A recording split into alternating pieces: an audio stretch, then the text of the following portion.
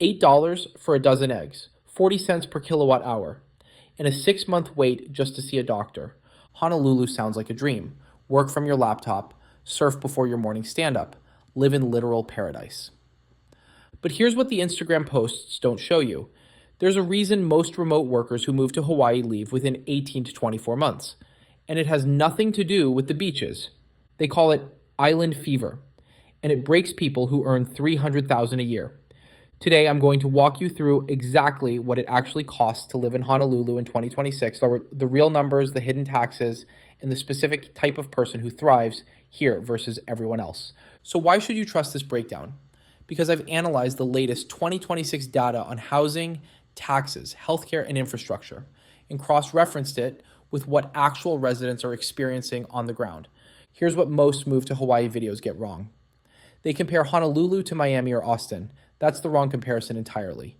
Honolulu isn't competing with American cities, it's competing with Singapore, with Hong Kong. It's the only place in the United States where you can live in a genuinely Asian-influenced culture. Japanese izakayas, dim sum, the whole plate lunch tradition, while staying under American legal and financial protections. That's the real value proposition, but that value comes with what locals call the paradise tax. And I'm not just talking about expensive groceries, I'm talking about a structural filter that separates who stays from who breaks. By the end of this video, you'll know exactly which category you fall into, and whether Honolulu deserves a spot on your shortlist or should be crossed off entirely. Let's start with the numbers that matter. To replicate an upper middle class lifestyle in Honolulu as a single person, you need a minimum of $153,000 per year. A family of 4? You're looking at $300,000 minimum to live without financial stress. And that's not for luxury, that's just normal. Here's what that looks like monthly. Rent for a 1-bedroom in a decent neighborhood runs $2,400 to $3,600. Groceries, and we're talking basics here, $900 for a single person. Now, you might be thinking that's expensive, but I've seen expensive before.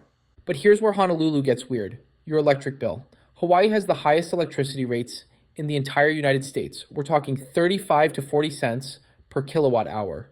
The national average is 14 cents. If you're running a home office with AC, multiple monitors, maybe some equipment, you could easily see bills of $400 to $600 per month, just for electricity. And here's the kicker. There's actually a strategy to game this. Hawaiian Electric uses time of use pricing.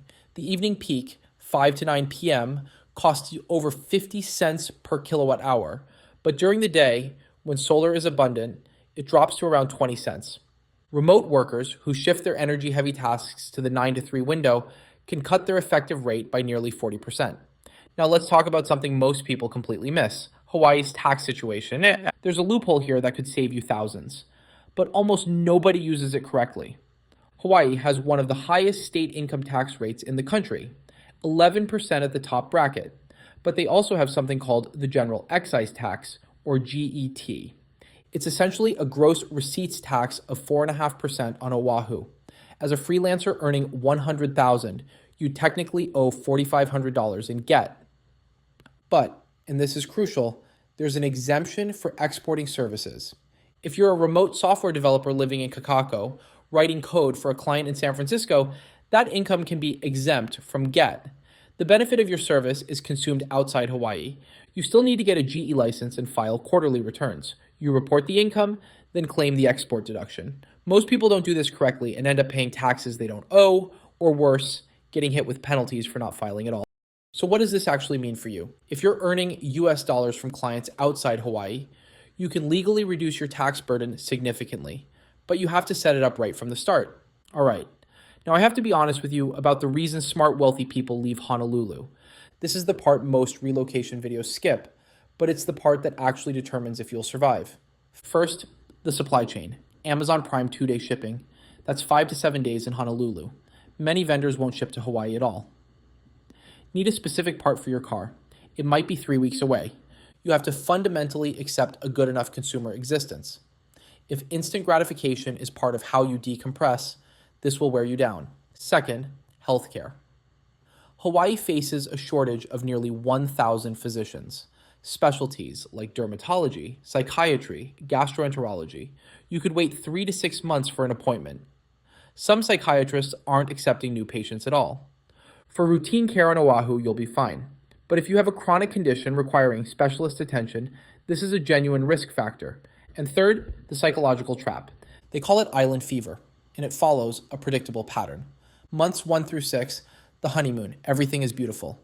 You're surfing daily, life feels perfect. Months 6 through 18, the wall, the novelty fades, the inefficiencies become irritants, traffic, slow service, shipping delays, and you realize you can't just drive somewhere else for the weekend. Months 18 through 36, the churn. This is when most non-committed expats break. They crave variety, they miss the convenience and connectivity of the mainland. The people who survive, they go deep instead of broad. They commit to one thing, surfing, paddling, hiking, cultural immersion, that anchors them to the island, and they budget for 2 or 3 mainland trips per year to reset. But here's what makes Honolulu genuinely unique and why certain people thrive here despite everything I just described. This is the only place in America where Asian culture isn't just present, it's dominant. The food scene is built on Japanese izakayas, ramen shops, and dim sum. Supermarkets like Don Quixote and Mitsuwa are where locals actually shop. The social norms are different too. There's a concept called talking story, casual conversation that's a prerequisite to doing business. The aggressive transactional communication style that works in New York or LA, it fails here. Humility is the social currency. You take off your shoes before entering someone's home. You show respect for the land, what Hawaiians call the aini.